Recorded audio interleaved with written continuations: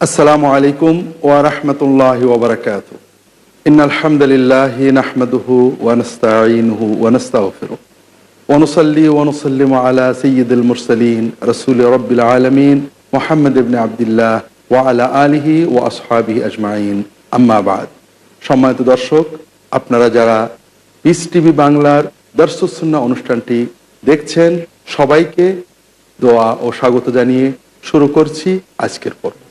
আমরা আলোচনা করছিলাম সুন্নাতের আলোকে আত্মশুদ্ধি, আর এ পর্যায়ে আমরা আলোচনা করছিলাম আত্মশুদ্ধির জন্য ফরজ ইবাদত পালনের পাশাপাশি নফলের গুরুত্ব, এবং কিছু নফল খুবই সহজ অথচ আমাদের জন্য উপকারী।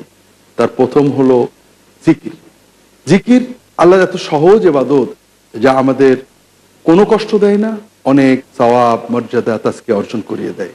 তবে তার আগে জিকিরকে তো চিনতে হবে। তাই আমরা আলোচনা করছিলাম সকল ইবাদতই জিকির, আর এজন্যই সালাত সর্বোত্তম জিকির, ফরজ সালাত ফরজ জিকির, নফল সালাত নফল জিকির। আল্লাহ তাআলা কোরআন কারীমে বলেছেন, ইন্নাল মুনাফিকিনা ইউখাদিউনা আল্লাহ ওয়া হুয়া খাদিউহুম ওয়া ইযা কামু ইলাস সালাতি কামু কুসালা ইউরাউনা আন-নাস ওয়া লা ইয়াযকুরুনা আল্লাহ ইল্লা কালিলা। মুনাফিকরা আল্লাহ তাআলাকে ধোঁকা দেওয়ার চেষ্টা করে, মূলত তারা আত্মপ্রবঞ্চনা করে, আল্লাহ তাদের ধোঁকার ভিতরে ফেলে দেন। যখন তারা সালাতে দাঁড়ায়, অলসতার সাথে দাঁড়ায়, তারা আল্লাহর জিকির খুব কম করে, একটা আলসেমি অনীহা ভাব নিয়ে সালাতে দাঁড়িয়েছে, অন্তরে আল্লাহর স্মরণ, মুখে যা বলছি অনুভব করছি না। আল্লাহ বলছেন এটা মুনাফিকদের বৈশিষ্ট্য। অর্থাৎ সালাত মানে দাঁড়ানো, সালাত মানে রুকু, সালাত মানে সাজদা, এটুকুই নয়। সালাত মানে এগুলো আল্লাহর স্মরণ জিকির সহ করা, আর এগুলো যদি জিকির মুক্ত হয় তাহলে সেটা মুনাফিকের সালাত হয়ে গেল। দর্শক, আমরা জিকির শব্দের অর্থ না বুঝে অনেক সমস্যায় বিপদে পড়ে যাই। যেমন আল্লাহ তাআলা কোরআন কারীমে বলেছেন, ওয়াযকুর ইসমা রাব্বিকা বুকরাতাও ওয়া আসীলা, তুমি তোমার রবের নাম জিকির করো সকালে বিকালে। এখন আমরা যদি এই কোরআনের আয়াতটাকে নিজের মতো বুঝতে চাই, রাসূলুল্লাহ সাল্লাল্লাহু আলাইহি ওয়াসাল্লামকে বাদ দিয়ে শুধু লা ইলাহাতে বিশ্বাস করলাম, মুহাম্মদ রাসূলুল্লাহ তার রিসালাতের মাধ্যমে আল্লাহর ইবাদত করার বিশ্বাস আল্লাহ মাফ করেন যদি আমরা পূর্ণ করতে না পারি, তাহলে পারে আমরা বলবো আল্লাহর নামের জিকির। আমি সকালে কিছুক্ষণ আল্লাহ আল্লাহ আল্লাহ বললাম, সন্ধ্যায় বিকালে কিছু বললাম, হয়ে গেল। দর্শক, এভাবে মুসলমান হওয়া যায় না। সাহাবীদের ব্যাখ্যা দেখুন, তাবেঈদের ব্যাখ্যা দেখুন, যারা রাসূলুল্লাহ সাল্লাল্লাহু আলাইহি ওয়াসাল্লাম থেকে এই আয়াত পালন শিখেছিলেন, তারা বলেছেন, উযকুর ইসমা রাব্বিকা বুকরাতাও ওয়া আসীলা, তোমার রবের নামের জিকির করো সকালে বিকালে। অর্থ ফজরের সালাত এবং আসরের সালাত অর্জন করো। আল্লাহ কোরআন কারীমে এই বিষয়ে অনেক কথা বলেছেন। সূর্য ওঠার আগে, সূর্য ডোবার আগে, রাতের শুরুতে, রাজের মাঝে আল্লাহ তাআলা তাসবিহ করার, জিকির করার যত নির্দেশ দিয়েছেন কোরআন কারীমে, সব সালাত, ফজরের সালাত, জোহরের সালাত, আসরের সালাত, মাগরিবের সালাত, ইশার সালাতের নির্দেশ।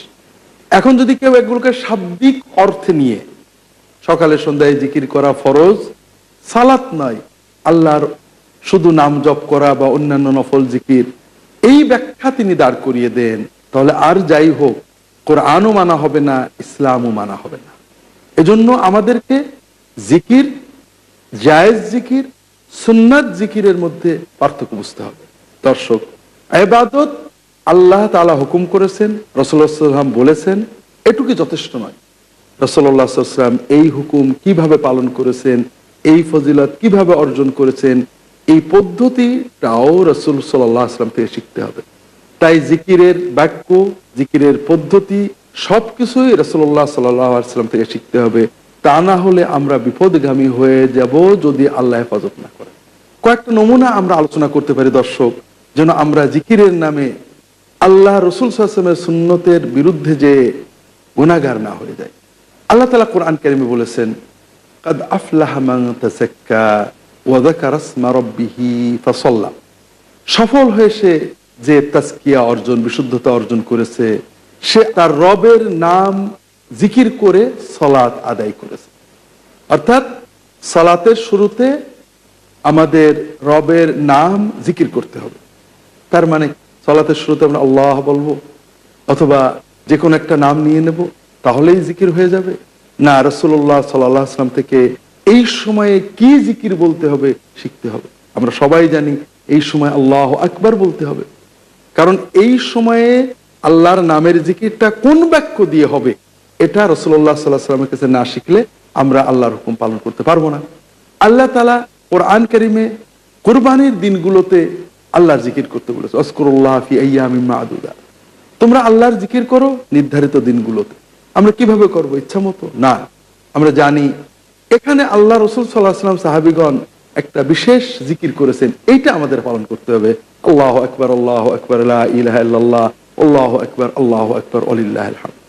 আল্লাহ তাআলা প্রাণী জবাই করার সময় তার নামের জিকির করতে নির্দেশ দিয়েছেন কোরআন কারীমে বারবার, লিয়াযকুরু ইসমাল্লাহি আলা মা রাযাকাহুম মিন বাহিমাতিল আনআম কুলু মিম্মা যুকিরা ইসমুল্লাহি আলাইহি ওয়া লা তাকুলু মিম্মা লাম ইযকার ইসমুল্লাহি আলাইহি।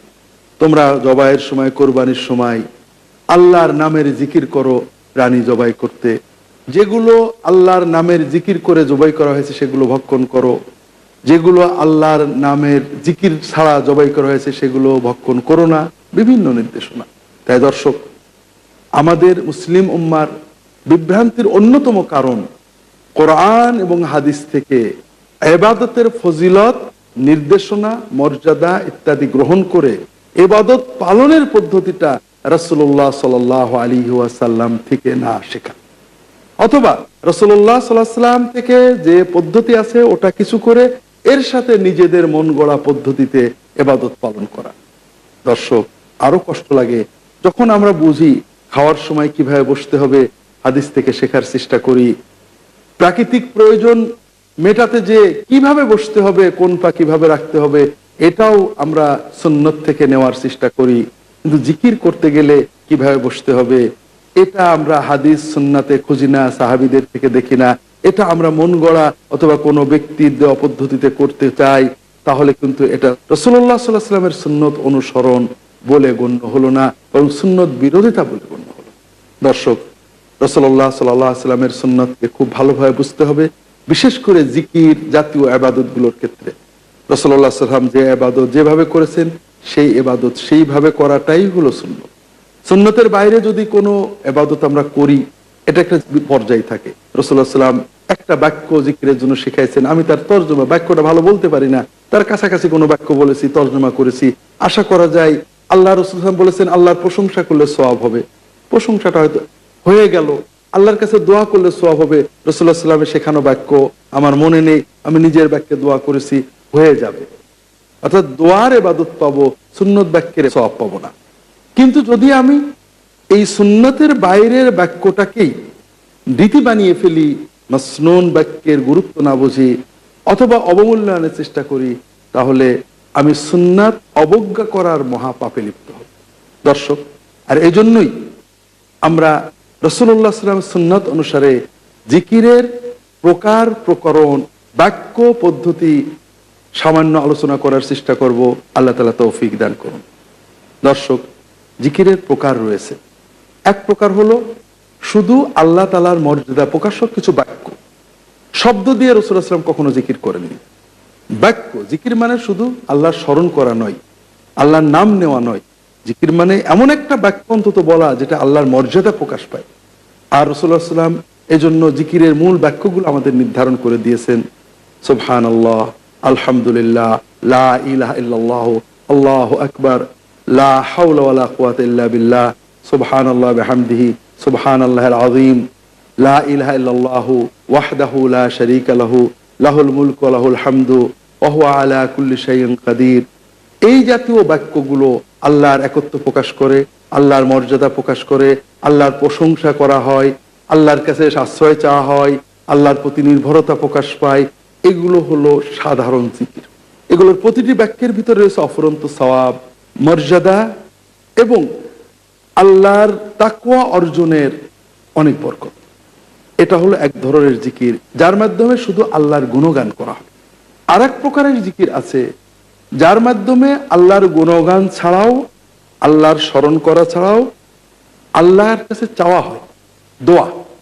এটাও আল্লাহর জিকির।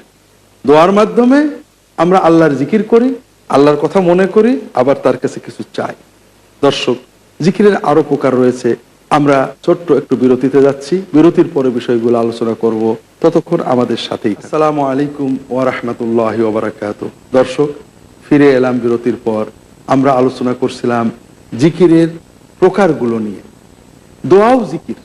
এখানে আল্লাহর স্মরণ হয়, আল্লাহর নাম নেওয়া হয়, কিন্তু সাথে সাথে আমরা আমাদের জন্য কিছু চাই। আর এক প্রকারের জিকির ইস্তেগফার। এখানেও আল্লাহর জিকির, আমরা আল্লাহর জিকির করি, কিন্তু আমাদের পাপের ক্ষমা চাই। আল্লাহর জিকিরের পাশাপাশি আল্লাহ তাআলার কাছে আমরা কিছু চেলাম। আর এক প্রকারের জিকির আল্লাহ রসুল সাল্লাল্লাহু আলাইহি ওয়াসাল্লামের উপর সালাত সালাম পড়া। এখানেও আল্লাহর কাছে আমরা চাই যে আল্লাহ যেন তার রসুল সাল্লাল্লাহু আলাইহি ওয়াসাল্লামকে সালাত দেন, সালাম দেন। এটাও এক প্রকারের জিকির, পাশাপাশি কিছু চাওয়া, রাসূলুল্লাহ সাল্লাল্লাহু আলাইহি ওয়াসাল্লামের জন্য চাওয়া। আর এক প্রকারের জিকির কোরআন তিলাওয়াত করা, কোরআন তেলাওয়াতের মাধ্যমে আল্লাহর জিকির করা। এটা পুরোটাই জিকির। দর্শক, কোরআন তেলাওয়াত করতে শিখতে হয়। অনেকে শিখেছেন, অনেকে শেখেননি। এ বিষয়টা আমরা সবশেষে আলোচনা করব জিকির প্রসঙ্গে। তার আগে আমরা অন্যান্য প্রকারের জিকির একটু বুঝে নেওয়ার চেষ্টা করি। আল্লাহ তাআলা তৌফিক দান করুন। দর্শক, প্রথম প্রকারের জিকির হলো আল্লাহ তাআলার মর্যাদা, সম্মান, তাওহীদ, প্রশংসা প্রকাশক বাক্যগুলো। যে সকল বাক্যে আল্লাহ তাআলার মর্যাদা প্রকাশ করা হয় কোনো না কোনো ভাবে, এই বাক্যগুলো রাসূল সাল্লাল্লাহু আলাইহি ওয়াসাল্লাম নির্ধারণ করে দিয়েছেন। আমরা যদি এই বাক্যের বাইরে নতুন বাক্য বানিয়ে জিকিরের চেষ্টা করি, তাহলে মনে হবে যেন যে আল্লাহ রসুল সাল্লাল্লাহু আলাইহি ওয়াসাল্লামের শেখানো বাক্যগুলো দ্বারা বোধহয় আমাদের জিকিরের পূর্ণতা আসছে না, সওয়াবের পূর্ণতা আসছে না, বরকতের পূর্ণতা আসছে না। এটা তো ঠিক হবে না। কোনো মানুষ ব্যক্তিগতভাবে হয়তো কিছু সময় অন্য কিছু আল্লাহর তাকবীর তাহলিল করে দু একটা এই জাতীয় বাক্য নিজে বানিয়ে বলেছে, তার ব্যক্তিগত ব্যাপার। কিন্তু আমরা কোনো ব্যক্তির কারণে এটাকে দিনের রীতিনীতির ভিতরে নিয়ে আসতে পারবো না। আল্লাহ রসুল সাল্লাল্লাহু আলাইহি ওয়াসাল্লাম এই জিকিরগুলো কয়েকভাবে করতে বলেছেন। একটা হলো সারাদিন যখনই সময় পায় খুব ভালো করে আমাদের অনুভব করতে হবে আল্লাহর এই জিকিরগুলোর জন্য সালাম, ইস্তেগফার, তওবা, দোয়া, জিকির, এগুলোর জন্য ওযু জরুরি নয়, গোসল জরুরি নয়, কিবলামুখী হয়ে বসা জরুরি নয়, পোশাক আশাক জরুরি নয়। বান্দা বান্দি যে কোনো মুমিন নারী পুরুষ ওযু সহ, ওযু ছাড়া, গোসল সহ, গোসল ছাড়া, হাঁটতে চলতে বসে সর্ব অবস্থায় এই জিকিরগুলো পালন করতে পারে। রাসূলুল্লাহ সাল্লাল্লাহু আলাইহি ওয়াসাল্লাম বারবার নির্দেশ দিয়েছেন যতক্ষণ পারা যায় জবানটাকে এই জিকিরে আর্দ্র রাখার জন্য, জবানটাকে নাড়াতে। দর্শক, এই জিকিরগুলোর প্রতিটি বাক্যে অফুরন্ত সওয়াবের কথা রাসূলুল্লাহ সাল্লাল্লাহু আলাইহি ওয়াসাল্লাম বলেছেন।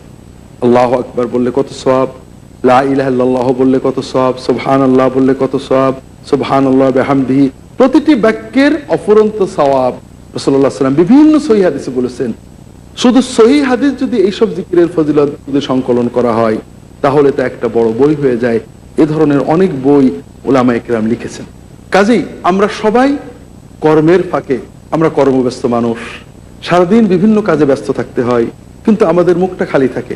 আমরা রান্না করি অথবা আমরা অন্য কোনো কাজে ব্যস্ত থাকি, রিক্সা চালাই, অফিসে আদালতে বসে থাকি, সাধারণভাবে আমাদের মুখটা ব্যস্ত থাকে না। ওই সময়ে আমরা মুখটাকে যদি আল্লাহর জিকিরে রত রাখতে পারি তাহলে এই অফুরন্ত সওয়াব অর্জন করতে পারি। অনেক সময় আমরা অন্তর ব্যস্ত হয়ে যাই, আমরা কোনো উৎকণ্ঠা নিয়ে কোথাও যাচ্ছি, এই নানান চিন্তা আমরা করি। এই চিন্তা বাদ দিয়ে যদি আমরা আল্লাহর জিকির করতে করতে যাই, অফুরন্ত সওয়াব এবং বরকত আমরা পেতে পারি। এই সকল জিকিরের এটা হলো একটা পর্যায়, সর্ব অবস্থায় জিকির করা। আর এই জিকিরগুলোর আরেকটা পর্যায় হলো রাসূলুল্লাহ সাল্লাল্লাহু আলাইহি ওয়াসাল্লাম জিকিরের বিভিন্ন সময় নির্ধারণ করে দিয়েছেন এবং সংখ্যা নির্ধারণ করে দিয়েছেন। যেখানে সময় ও সংখ্যা নির্ধারণ করে দিয়েছেন সেখানে সময় এবং সংখ্যা অনুসারে এই জিকিরগুলো পালন করা। ফজরের সালাতের পরে, সকালে, 5 ওয়াক্ত সালাতের পরে, আসরের পরে, মাগরিবের পরে, এই সকল জিকির পালনের বিভিন্ন সওয়াবের কথা রাসূলুল্লাহ সাল্লাল্লাহু আলাইহি ওয়াসাল্লাম বিভিন্ন হাদিসে বলেছেন। বিশেষ করে সুবহানাল্লাহ, আলহামদুলিল্লাহ, লা ইলাহা ইল্লাল্লাহ, আল্লাহু আকবার, এই 4টি বাক্য জিকিরের মূল বাক্য। এগুলো ফজরের পরে, আসরের পরে, মাগরিবের পরে, ঘুমাতে যাওয়ার সময় বিভিন্নভাবে রাসূলুল্লাহ সাল্লাল্লাহু আলাইহি ওয়াসাল্লাম শিক্ষা দিয়েছেন। রাসূলুল্লাহ সাল্লাল্লাহু আলাইহি ওয়াসাল্লামের মেয়ে ফাতেমা রাদিয়াল্লাহু তাআলা আনহা সংসার একাই করতে হয়, যাতা ঘোরাতে হয়, আটাগুলো পিষতে হয়, রুটি বানাতে হয়, ছোট ছোট দুটো বাচ্চা, তাদেরকে পালতে হয়, খুবই কষ্ট। আলী রাদিয়াল্লাহু তাআলা আনহু বললেন যে রাসূলুল্লাহ সাল্লাল্লাহু আলাইহি ওয়াসাল্লামের কাছে যুদ্ধলব্ধ গনিমতের মধ্যে কিছু দাস দাসী এসেছে, তুমি একটা দাসী চেয়ে নাও না কেন, তোমার কাজে সহায়ক হবে। ফাতেমা রাদিয়াল্লাহু তাআলা আনহা রাসূলুল্লাহ সাল্লাল্লাহু আলাইহি ওয়াসাল্লামের কাছে গেলেন, কিন্তু তিনি অত্যন্ত লাজুক এবং নিজের কথা, নিজের কষ্টের কথা বলতে উনি বিব্রত হতেন। উনি গিয়েছেন, দেখা করেছেন, সালাম দিয়েছেন, কিছু না বলে চলে এসেছেন। রাসূলুল্লাহ সাল্লাল্লাহু আলাইহি ওয়াসাল্লাম বুঝেছেন যে ফাতেমা কিছু বলতে চাচ্ছিল, বলতে পারেনি। রাত্রে শুয়ে পড়েছেন, তিনি তাদের ঘরে এসেছেন, দরজা নক করেছেন, ভিতরে এসেছেন, তারা শুয়ে পড়েছেন, উঠতে চেয়েছেন, না তোমরা শুয়ে থাকো। তিনি বসেছেন দুজনের মাঝখানে, কি জন্য গিয়েছিলেন? আলী রাদিয়াল্লাহু তাআলা আনহু বলেন যে তার সংসার চালানো কষ্ট, একটা দাসী যদি পাওয়া যেত তার সুবিধা হতো। রাসূলুল্লাহ সাল্লাল্লাহু আলাইহি ওয়াসাল্লাম বলেন যে আমার দরিদ্র সাহাবীরা রয়েছে, আমি তাদেরকে বাদ দিয়ে তোমাকে এখন দাসী দিতে পারবো না, এরকম সুযোগ ক্ষমতা আমার নেই। তবে তোমাদেরকে একটা জিকির শিখিয়ে দিচ্ছি, তোমরা উভয়েই পালন করবে। তোমরা যখন বিছানায় শুয়ে পড়বে 33 বার সুবহানাল্লাহ, 33 বার আলহামদুলিল্লাহ, 34 বার আল্লাহু আকবার বলবে। এই জিকির তোমাদের জন্য ওই বাড়ির কাজের মাধ্যমে যে শান্তি বা বরকত তোমরা চাচ্ছিলে অথবা সহায়তা চাচ্ছিলে, এর চেয়েও আল্লাহ অনেক বেশি বরকত সহায়তা এই জিকিরের মাধ্যমে দেবে। দর্শক, রাত্রে শোয়ার সময় এই যাতে আরো অনেক জিকির রাসূলুল্লাহ সাল্লাল্লাহু আলাইহি ওয়াসাল্লাম শিখিয়েছেন। আসরের পরে মসজিদে বসে বা সালাতের জায়গায় বসে জিকির শিখিয়েছেন। ফজরের পরে সালাতের জায়গায় বসে শিখিয়েছেন। 5 ওয়াক্ত সালাতের পরে জিকির শিখিয়েছেন। এগুলো তার শেখানো সংখ্যায়, পদ্ধতিতে আদায় করতে হবে। বাকি জিকিরগুলো গোনার প্রয়োজন নেই। কোন সাহাবী জিকির গুনলে আপত্তি করতেন। তোমাদের কি ভয় হয় যে আল্লাহর ফেরেশতারা গুনবে না, না গুনে রেখে দেবে? তোমাদের গুনাহগুলো তোমরা গুনে টুনে হিসেব রাখো মাফ চাওয়ার জন্য, আর নেকিগুলোকে আল্লাহ যাদের দায়িত্ব দিয়েছেন তাদের গুনে লিখে রাখতে দাও। দর্শক, এজন্য যে জিকিরগুলো রাসূলুল্লাহ সাল্লাল্লাহু আলাইহি ওয়াসাল্লাম গুনে আমাদেরকে পালন করতে উৎসাহ দিয়েছেন সেগুলো গুনতে হবে। আর এই গোনার ক্ষেত্রে রাসূলুল্লাহ সাল্লাল্লাহু আলাইহি ওয়াসাল্লাম সুন্নাত ছিল হাতেই গুনতেন, হাতে গুনে উৎসাহ দিয়েছেন। হাতে গুনলে এগুলো যে আল্লাহ তাআলার কাছে সাক্ষী দেবে, এটা রাসূলুল্লাহ সাল্লাল্লাহু আলাইহি ওয়াসাল্লাম বলেছেন। এই জন্য আমরা গণনীয় জিকিরগুলো গুনে আদায় করব, বাকি জিকির সারা দিন এগুলো করতে থাকবো। দর্শক, এগুলো হলো আল্লাহ তাআলার মর্যাদা প্রকাশক সাধারণ জিকির। আর জিকিরের দ্বিতীয় বিষয়টা হলো দোয়া, অর্থাৎ আল্লাহর কথাও মনে করছি, আল্লাহর নাম মুখে নিচ্ছি, পাশাপাশি কিছু চাচ্ছি। এই দোয়ার জন্য অফুরন্ত সওয়াবের কথা আল্লাহ রাসূল সাল্লাল্লাহু আলাইহি ওয়াসাল্লাম বিভিন্ন হাদিসে বলেছেন, বারবার বলেছেন। আমাদের সমাজের আমরা সাধারণ গুনাহগার মানুষেরা আল্লাহ তাআলার কাছে দোয়া করতে ভয় পাই, সংকোচ বোধ করি। আমরা কোনো বিপদ হলে কারো কাছে দোয়া চাইতে ছুটে যাই। আমরা ভাবি যে আমি আল্লাহর কাছে দোয়া চাইবো, আমার মতো গুনাহগারের কথা কি আল্লাহ শুনবেন? দর্শক, এটা ঈমান বিধ্বংসী চিন্তা। আমি আল্লাহর বান্দা, গুনাহগার হলো আল্লাহর বান্দা, আচ্ছা আল্লাহর কাছেই তো চাইবো। চাওয়া শিখতে কারোর কাছে যেতে পারি, কোন দোয়া কখন করতে হবে এটা জানতে আমরা যেতে পারি, কিন্তু চাইতে হবে আল্লাহ তাআলার কাছে। আল্লাহ তাআলা কোরআন কারীমে বলেছেন, সূরা ফাতিহা আমাদেরকে শিখিয়েছেন, ইয়্যাকা না'বুদু ওয়া ইয়্যাকা নাস্তাঈন, শুধু তোমারই ইবাদত করি, শুধু তোমারই কাছে সাহায্য চাই।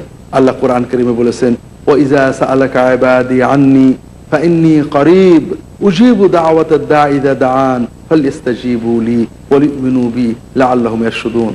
আমার বান্দারা যদি আপনার কাছে আমার কথা জিজ্ঞাসা করে, আমি তাদের নিকটবর্তী, তারা আমার কাছে দোয়া করলেই আমি সাড়া দেব।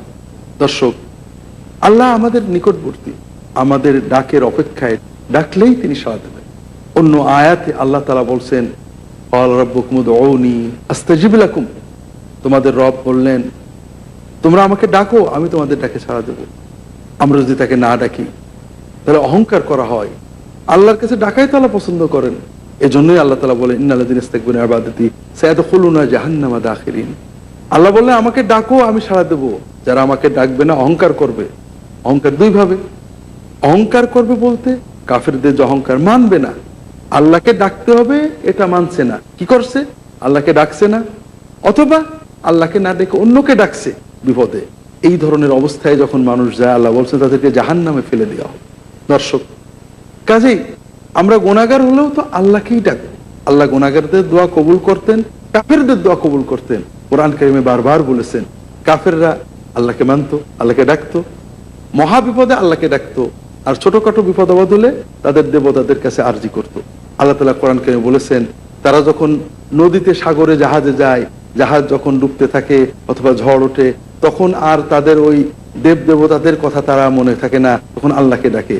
কারণ তাদের বিশ্বাস ছিল আল্লাহ ছোটখাটো ভান্ডারগুলো এদেরকে দিয়েছেন, আর বড় বিপদে আল্লাহকেই ডাকতে হবে। আবার যখন তারা ফিরে আসে, আল্লাহ বাঁচিয়ে দেন বা কবুল করেন, তখন ফিরে এসে আবার ছোটখাটো বিষয়ে আল্লাহর সাথে তাদেরকে শিরিক করত।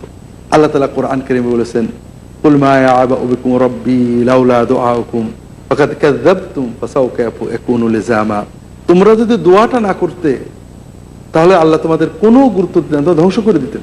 তারা শিরিকের পাশাপাশি, কুফরের পাশাপাশি, মহান্নের পাশাপাশি আল্লাহর যে ডাকে, আল্লাহর সাহায্য চায় মাঝে মাঝে, শিরিকের পাশাপাশি আল্লাহ সেগুলোও গুরুত্ব দেন। আল্লাহর বান্দা আল্লাহকে ডাকে, আল্লাহ গুরুত্ব দেন। কাজেই আমরা ডাকবো আল্লাহকে, দোয়া করব আল্লাহকে, এ ব্যাপারে সচেতন হই। দোয়ার বাকি ফজিলত বিষয় ইনশাআল্লাহ আমরা পরবর্তী পর্বে আলোচনা করব। ততক্ষণ আল্লাহ আমাদের ভালো রাখুন। এই দোয়া করে শেষ করছি। সুবহানাকা আল্লাহুম্মা ওয়া বিহামদিকা আশহাদু আল্লা ইলাহা ইল্লা আনতা আস্তাগফিরুকা ওয়া আতুবু ইলাইক। আসসালামু আলাইকুম ওয়া রাহমাতুল্লাহি ওয়া বারাকাতুহু।